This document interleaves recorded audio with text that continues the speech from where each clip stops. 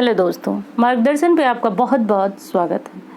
तो दोस्तों, आज की वीडियो जो है वो सावन सोमवार से व्रत से जुड़े हुए आप लोगों के प्रश्न हैं और उन्हीं प्रश्नों के जवाब हैं। क्योंकि दोस्तों, इस व्रत में दुविधा है आप लोगों के मन में कि बाल को कैसे धुलें, और एक सबसे बड़ी दुविधा है क्या खाएं और क्या नहीं खाएं। तो दोस्तों, उसी से जुड़ा हुआ ये वीडियो है। और अगर आप लोग भी सावन सोमवार का व्रत हैं, भगवान भोलेनाथ को प्रसन्न करने के लिए पूरी तरह से आप निष्ठावान हैं और कोशिश कर रहे हैं कि भगवान जो है इस सावन में हमारे सभी कष्टों को नाश कर दें, तो आप जो है भगवान भोलेनाथ की कृपा पाने के लिए और उनकी पूजा जब भी करें आप, तो पूरे मन से और लगन से और शिव शिव का जप हमेशा करते रहें। इससे क्या होता है कि हमारे जो कष्ट होते हैं वह बहुत जल्दी कट जाते हैं। तो दोस्तों, पहले तो ये सवाल है कि पीरियड में व्रत रह रहे हैं तो उस समय आज के दिन जब मंदिर जाना हो या घर पे पूजा करना हो तो बाल कैसे धुलें। तो दोस्तों, आप रविवार के दिन धुला हुआ बाल भी आज के दिन पूजा कर सकती हैं, कोई परेशानी वाली बात नहीं है।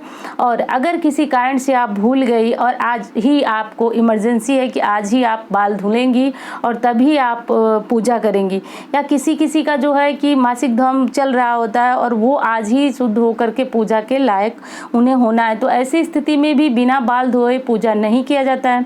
तो उन्हें क्या करना चाहिए। तो दोस्तों, इसके लिए चैनल पे एक बहुत अच्छा वीडियो है कि वर्जित दिनों में बाल कैसे धोएं। अगर आपने वो वीडियो नहीं देखा तो चलिए कोई बात नहीं, पर आज सोमवार है और सोमवार के दिन अगर आप बाल नहीं धुल सकते तो दोस्तों, ऐसे तो सामान्य दिनों में सोमवार में हम बाल धुलते हैं, पर कोई विशेष व्रत त्यौहार होता है तो हमें बाल नहीं धुलना चाहिए। तो उसके लिए हमें वर्जित दिन वाला उपाय करके बाल धुल सकते हैं। क्योंकि दोस्तों, जब वर्जित दिन वाला उपाय कर लेते हैं तो इससे क्या होता है कि हमें दोष नहीं लगता है आज के दिन बाल धुलने का।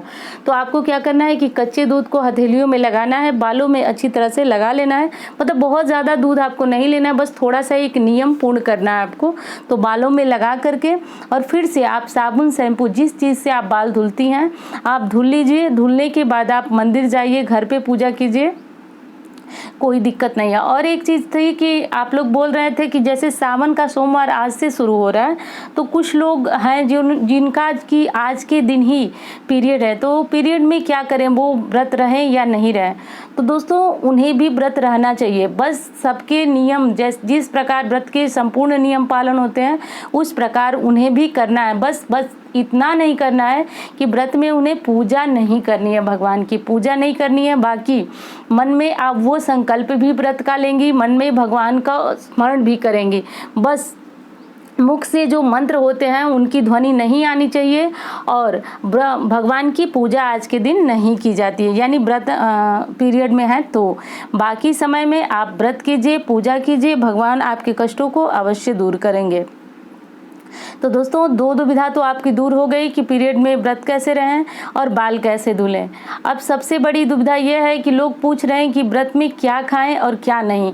और एक और चीज़ है दोस्तों, शाम की पूजा करें या नहीं। देखिए, सुबह तो बहुत सारे सभी लोग सुबह मंदिर जाते हैं, घरों में पूजा करते हैं, पर कुछ लोगों को लग रहा है कि शाम के टाइम हमें पूजा नहीं करनी चाहिए, क्योंकि हमने सुबह में भगवान को जो है जल बेलपत्र चढ़ा दिया तो हमारी पूजा हो गई।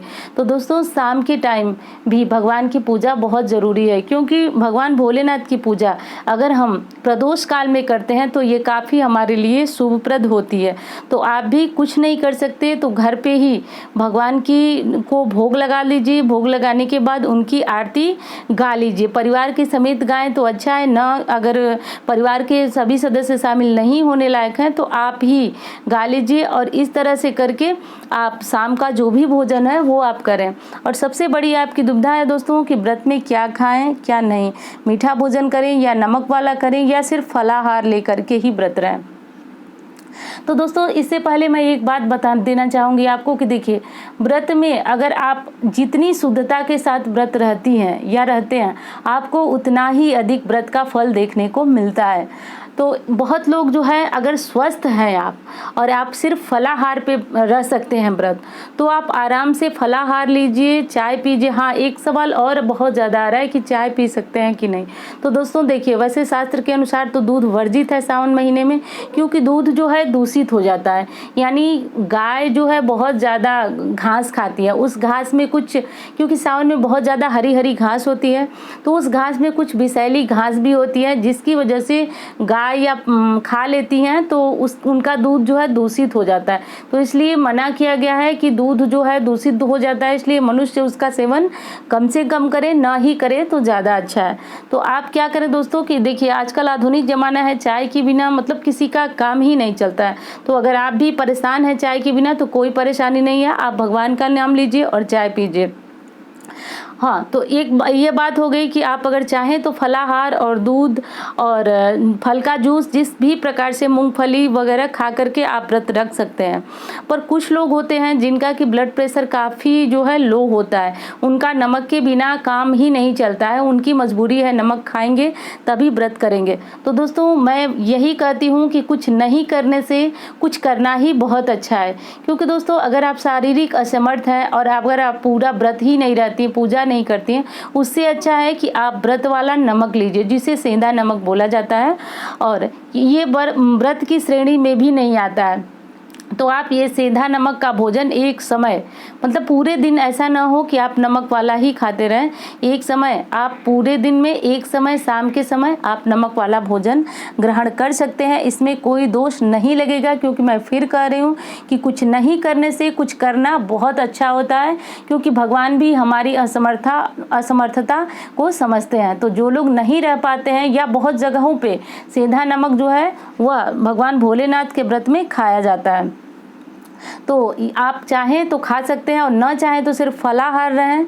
और एक और चीज़ है कि बहुत लोग जो हैं कि शारीरिक रूप से दुर्बल हैं, कमज़ोर हैं, और उन्हें लगता है कि अगर हम भोजन नहीं ग्रहण करेंगे तो मतलब सुबह तक उनकी तबीयत जो है वह बिगड़ने लगती है। तो दोस्तों ऐसे लोग शाम को मीठा भोजन ग्रहण कर सकते हैं, यानी नमक न खा करके आप कोई मीठा भोजन, जैसे पराठा हुआ गुड़ के साथ, और चाहे तो आप पूड़ियाँ बना लीजिए और उसको भी आप चाहे तो किसी चीज़ के साथ खा लीजिए। तो इस तरह से मीठा भोजन करके भी आप खा सकते हैं। बस ध्यान ये रखना है कि आपको एक ही अनाज का सेवन करना है, यानी कई अनाज एक साथ नहीं खाना है, बस एक ही अनाज खाना है आपको।